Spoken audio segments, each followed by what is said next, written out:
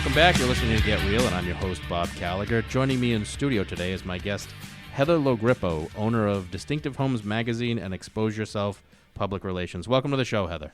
Well, thanks for having me, Bob.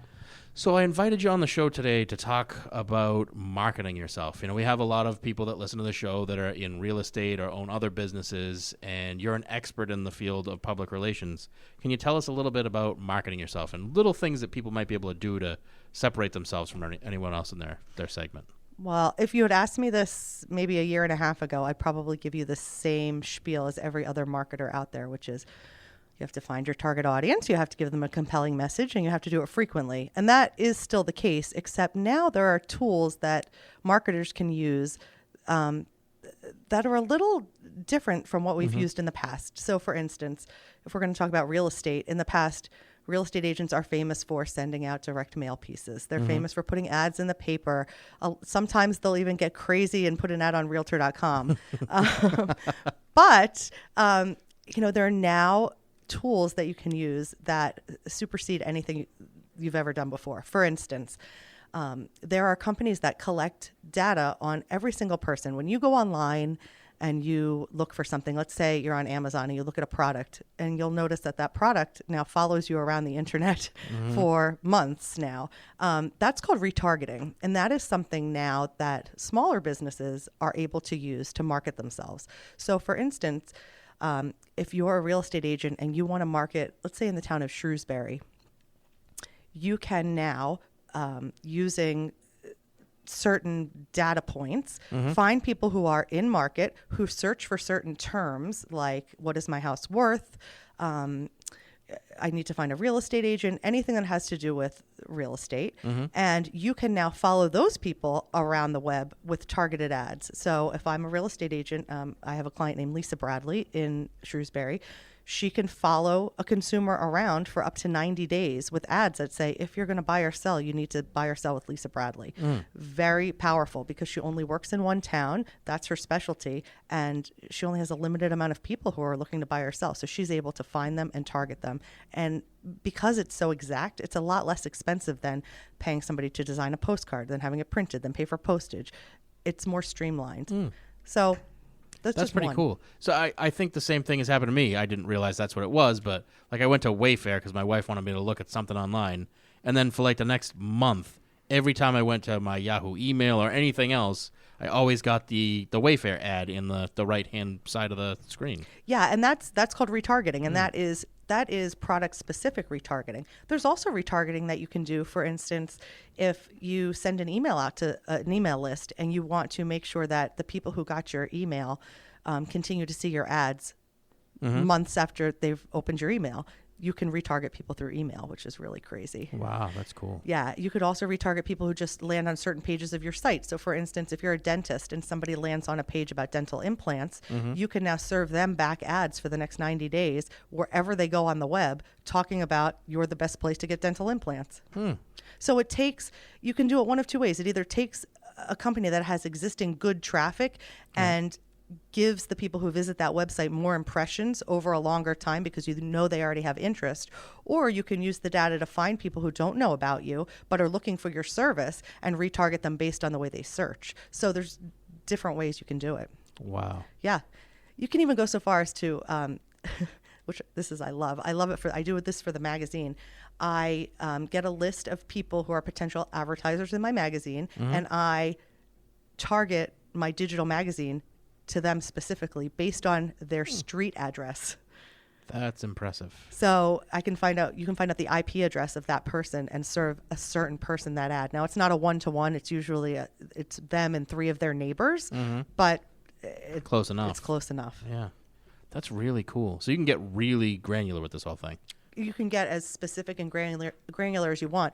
The cost comes in when you get that granular and you're serving ads to very specific interests, you have to make ads that match that interest. So the creative time to create all of these ads takes some time, but once they're created, it's plug and play. It's really quite easy. Now, how do I assume somebody's got to be gathering all this data because it comes from everything you do online pretty much. Yeah, I mean, there's all kinds of different companies that collect this data. Experian obviously is one of them. And then there are big data companies. This is the way that Trump won the election. Is Jared Kushner, his son-in-law, is a wizard when it comes to this type of marketing, and he really was able to hone in on their weak spots and give certain messages to certain areas of the country. And this is the exact same platform that political campaigns use. So now we can just use it to benefit companies instead of politicians. And well, they will use it to benefit themselves too. Yes. Yeah, that's. I guess that's the downside of the whole thing, right? That's right. Well, that's good to know. So why don't we talk about too? I know I'm going to jump around on you a little bit Sure. here, but Distinctive Homes magazine. Yeah. You know, it seems like everything in this day and age is all electronic. How have you turned Distinctive Homes magazine into a successful business? Because it is very successful. Yeah. Well, thank you. So I guess it helps to start with my background. I was fortunate enough to help grow a little tiny internet company. When I started in 2000, it was about $1 million company. And when I left 7 years later, it was a $500 million company. And that company was called autotrader.com. I helped build that. And I was in charge of the Northeast sales force. And so when I left, I had some online advertising experience, which was helpful. But I bought a magazine, which was totally counterintuitive to everything that I knew. And I bought a real estate magazine in 2007. So in 2008, when the market crashed, I called the next 3 years my character building years because I wasn't really sure if I was going to be eating ramen noodles for much longer. So but what I did is I took it digital. So we have the hard copy, which I think there's always going to be a place for niche advertising to have magazines. For instance, People Magazine. People love reading People Magazine. People love reading Architectural Digest because it is a niche. Same with Distinctive Homes. It's homes for sale. It's for people in market. It's luxury. People like to look at the pictures and the glossiness of it all. But we took that digital. And so what we did is now we distribute it digitally through some of the tools we talked about earlier, but also through conventional ways, email campaigns and Facebook campaigns and getting it in front of eyeballs. So now the reach, which used to be a 50-mile radius of Boston, because that's where we could sling magazines, is now nationwide. And so you're seeing buyers come from all over the place to buy in Massachusetts because they've seen the magazine online. Wow. And it's for the most part, it's higher end homes, right? It is. And we say, 500,000 and above, but actually now 500,000 can be a starter home in some markets, which is like so crazy. Yeah. So, but mostly our cover properties are, at least a couple $1 million each. Yeah. And for somebody that's on the real estate side in the way that you are, it's kind of crazy looking at where things were in 2007, 2008, where you couldn't give a house away, to where we are today, where you put a for sale sign up, you got 40 people that want your house. I have a girlfriend in Shrewsbury who put her house on the market for $240,000, got 14 offers, and sold it for $40,000 over asking price. All in, I'm guessing, days after it went on the market. It was within a day. Within a day. Yeah. But, and if I had to take a guess, I mean, getting into Shrewsbury at that price point is almost impossible now. Which is why there's so much competition. But then it creates a problem if you want to move up, because the house you want to move up to is going to be inflated as well. So you really have to think about that. Right. So I guess if you're downsizing, that's the best of both worlds. Absolutely. Because you're capitalizing on the larger end. That's exactly right. Yeah. That's exactly. Although, you know what? There's a lot of people going through that same issue because Florida, again, back in 2007, 2008, you could buy pretty much anything you wanted in Florida, and it wasn't it was cheap by our standards. Now that's not the case anymore. Now it's almost like they're catching up to where we are in the Northeast. For sure. In fact, we were just in South Florida. My father has a restaurant in Hollywood, and we were looking at property down there. What you could get for $250,000 in 2008 is double now. Wow. And, not well maintained, not near a beach. I mean, it's just, the waterfront property, forget about it. I had a friend who bought properties near Disney World. Oh. I forget what town. But he, was those big, huge buildings they put up that they thought were going to sell it immediately, and they were finished right at the real estate bust. I want to say him and his brother, they bought like 3 or 4 of them, and they were paying like $100,000 each for 3-bedroom, 2-bath condos. And I was like, wow, you're insane. You're never going to get that money back. Well, he made that money back several times over. But isn't it interesting how, because you and I were just talking about the fact that, do you invest in real estate or do you not invest in real estate? And it all depends on the timing. Yes. And can you withstand The ups and the downs. That's right. Yeah. Because if you can't and it's too close, Yes. don't do it. Absolutely. If you're over leveraging and you're counting on that $1,300 a month rent on the studio in Worcester, that may not always be the case. Now, that's the tough part of investing in real estate is you don't know when the crashes are coming. You don't know when the end is near. You don't know when the upswing is coming. I mean, there are people right now sitting on the sidelines that are saying, there's no way in heck I'm going to invest money in real estate right now. It's so ridiculously expensive. It's bound to go down. 10 years from now, those prices could have doubled again, and you're still sitting on the sidelines. Well, that's exactly right. And I think that's what makes you so credible is that being in this business, you have all of the information. Like you've seen the ups, you've seen the downs. And so when you say, you really have to think about it, it's so contrary to all of these. I just got something in the mail the other day from these two HGTV stars that they're doing, you can now flip and flop and invest in real estate, come to our seminar and everything else. Everybody's always talking about how it's so easy to make money in real estate. The reality is you need to have money to make money, and you need to have time to manage your properties unless you have the money to pay somebody to manage them. So you better really figure out if this is for you. One of the calls that I used to get more frequently, after the bust than today was people calling me up saying, oh, I saw on TV I can buy investment properties with no money down. I can just get a loan. I was like, I still don't know how they're convincing people to buy that program because it doesn't exist. Nobody's going to let you buy a house for $100,000 and take $50,000 cash out at the closing table to buy your next one.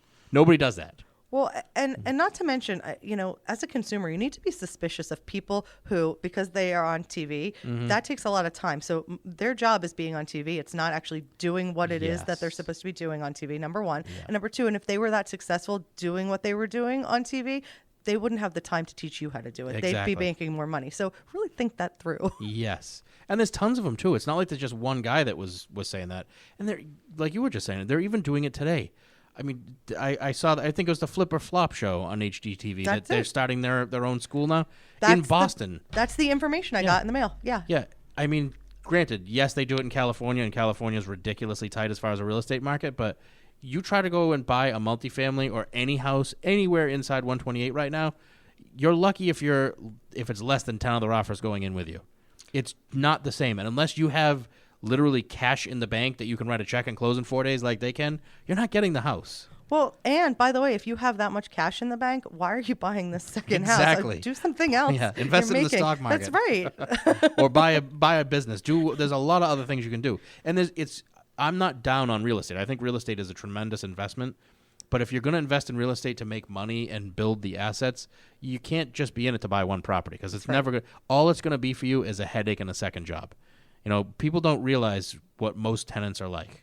When you're renting, you have no responsibility. So when the toilet gets clogged or there's a leaky sink or whatever else happens to be, you're getting that call in the middle of the night to come fix it or pay for somebody else to go fix it. That's exactly right. I was going to say to you, I hope we're not talking ourselves out of a job. But one thing I would say that would be beneficial, only because I've had experience with it, is maybe second homes. We have a property up in Loon Mountain, and we have a property manager up there because it's 2.5 hours away, and we rent it for the season and make great money on it. Yes. And so that's a little different than having a tenant that you're using rental to pay for you to have a second home, which Correct. That is an excellent idea. And having investment properties is not a bad idea. It's just that a lot of people think it's just going to be like a little side gig that takes no time and no money and no effort, and they're just going to make a lot of money. Yeah. And you have to go in with your eyes wide open. You're going to have to buy more than one property, or you're going to have to realize that you're going to be the one managing all these things and dealing with all the headaches. And if that's going to take you away from what makes you your actual primary income, it might not be the best idea. Well, that's funny. That's what you said your father always told you, right? After he bought a lot of real estate. I love it. So, I guess I had a different experience than a lot of other people. When I was a kid, I spent my summers having to clean out apartments after people trashed them, and I have a different take on owning real estate. But as far as owner-occupied property or second homes, I would wholeheartedly endorse it. The money you're spending on rent, unless you're just out of college and you're thinking about, maybe planting roots somewhere else, then it doesn't make sense to buy if you're going to be moving in a year or two. But if you don't see yourself leaving the area necessarily anytime soon, then buying is a good option. Yeah, and especially I would say if you could afford it in Boston and you are younger out of college and you can afford to buy a condo, even if it's a little one, start there. Like start with something because it is the best way to build wealth. I mean, there's no doubt about it. I was talking to a customer who bought he calls it a crappy little condo off, I want to say Mass Ave near the Cambridge line in Boston. And he said when I say view, no view, he's like, you don't see anything besides the brick wall next to you. It's like it's an apartment behind another building. So you have an alley view. That's it. It's a studio. He said if you were generous with your measurements, maybe 300 square feet, it's renting out for $2,000 a month. And he paid like $120,000 for it when he bought it. So there you go. Yeah. So there are good stories that revolve around investment properties, but those stories are the buy and hold. You know, you're not going to buy it today and make a fortune tomorrow. Well, and ironically, for as many success stories as we hear about people getting rich in real estate, I don't really hear those stories about people losing everything, and that happens more often than not. I mean, in 2008, I can't tell you how many people, Las Vegas, Florida, just underwater, lost their shirts. Because it was all speculative buys. Yep. You know, you can't, the fundamentals have to be there. You know, buying in Worcester right now is smart because if you look at buying a multifamily in Boston, it's ridiculous. I mean, you're talking about $800,000 to $1.5 million, depending where you're going to buy. The rents that you'd have to support that are just pretty impossible to get, even by Boston standards. But you look at Worcester, and you've got all the schools there. You've got UMass Medical there. There's a lot of positives that are going to keep rents on the upper end of things for a long time because Worcester's a city that's being revitalized. Well, and the other thing I think we're going to see happening is because it's getting more expensive closer to Boston, people are going to start moving west naturally anyway because it's more affordable. So yeah, it's what's happening already. I mean, there's people with $600,000-$700,000 to buy a house, and they would literally have to buy practically a closet in Boston. I mean, $600,000 to $700,000 buys you a nice house in most places, as long as you're outside 128. Inside 128 gets kind of tough, but that's why we ended up, I mean, we came from the North Shore and we found a house in Shrewsbury that had acreage, which you can't get close to Boston, and space. Absolutely. You know, so. Well, believe it or not, Heather, we're already out of time. I see the time flies by. When you're having fun. I want to thank you for being on the show. I want to have anybody that's listening right now that's looking to get involved with Distinctive Homes Magazine or looking for somebody to help them out with public relations at Expose Yourself Public Relations, you should get in touch with Heather Logrippo. What's your web address? It is www.exposeyourselfpr.com. Don't forget the PR or you could end up somewhere else. Yeah, that's a good note. Thanks for joining us on the show today, Heather. Thanks for having me. We're going to take a quick commercial break. We'll be back with more Get Real after this.